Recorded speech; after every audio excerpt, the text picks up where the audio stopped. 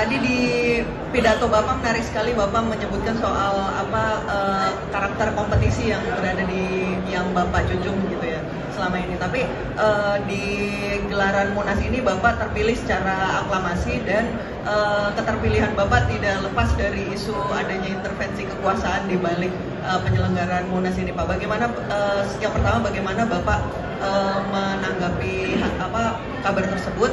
Terus yang kedua soal apakah usulan steering committee mengenai perubahan ADART yang salah satunya menghapus kewenangan Munas untuk memilih ketua dewan-dewan yang ada di Golkar itu disetujui dalam rapat-rapat komisi tadi, dan apakah memang penghapusan kewenangan Munas untuk memilih ketua dewan-dewan dan memindahkannya kepada formatur itu adalah untuk memuluskan niat Pak Jokowi untuk bergabung di Partai Golkar gitu. Terima kasih Pak Bahli.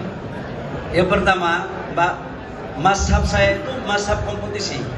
Saya sejak di OSIS kompetisi, kemudian di Senat, di HIPMI, di AMPI, semuanya. Nah, terkait dengan Golkar, ini kan ada pembukaan pendaftaran. Dan panitia membuka pendaftaran fair aja. Saya boleh dicek. Nggak pernah saya meminta untuk teman atau siapapun kompetitor yang saya suruh mundur. Nggak ada. Saya ikut aja, tapi memang kali ini yang lolos verifikasi cuma saya oleh PSC. Dan yang daftar 2, bukan nggak ada. Ada, tapi yang karena syaratnya itu kan selain daripada 5 tahun kepengurusan DPP atau tingkat di bawahnya, dia harus memiliki 30% dan total jumlah suara.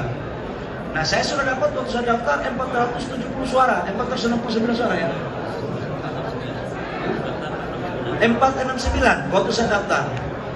Ya, tanyakan kepada DPD 2 dan DPD 1. Mereka mungkin karena kali ini calon ketua umumnya dari pengurus DPD 1, ya kapan lagi? Kira-kira mungkin begitu ya. Jadi jangan selalu dianggap bahwa semua bisa didesain oleh pemerintah. Nggak benar itu.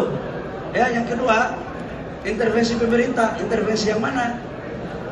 Masa dulu calon-calon ketua umum Golkar yang sudah jadi dari Pak JK sampai Pak Erlangga nggak ada itu istilah itu. Apakah hanya kebetulan saya jadi menteri kemudian dibilang intervensi? Nggak ada itu intervensi. Ya, jadi nggak ada. Saya ingin mengatakan, menegaskan, nggak ada. Serahkan aja di kompetisi kok.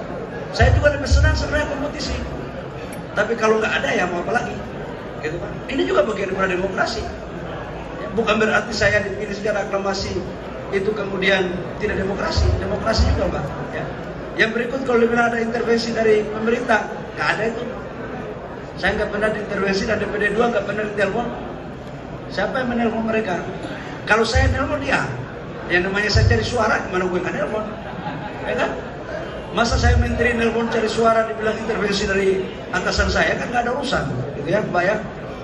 Yang berikut menyangkut dengan Dewan. Jadi gini, tujuan Munas itu ada 3 keputusan di dalam mekanisme anggaran dasar kita sebenarnya. Pertama itulah memilih ketua umum dan formatur. Yang kedua itulah mengesahkan program kerja dan rekomendasi. Yang ketiga itu adalah anggaran dasar anggaran rumah tangga. Pemilihan ketua dewan pertimbangan, dewan kehormatan, dewan-dewan itu sebenarnya tidak ada dalam agenda Munas. Jadi kita harus kembali kepada kitab perjuangannya. Justru menurut saya malah saya bertanya, dasar itu ada itu apa? Waktu itu saya berdiskusi sama SJ. Oh, saya 4-5 hari lalu saya sudah berdiskusi sama SJ. Saya kan sebagai kader yang berproses, kita ini bukan kader kacang goreng. Saya ini tahu ikut merumuskan juga barang ini. Saya kan waktu musda, kemudian di tingkat 1, tingkat 2 kan saya steering komite. Jadi saya diskusi sama steering Pak Adis. Coba buka landasannya, apa penentuannya Dewan Pembina, Dewan Kehormatan. Karena dipilih itu ketua umum. Gitu. Jadi ini kita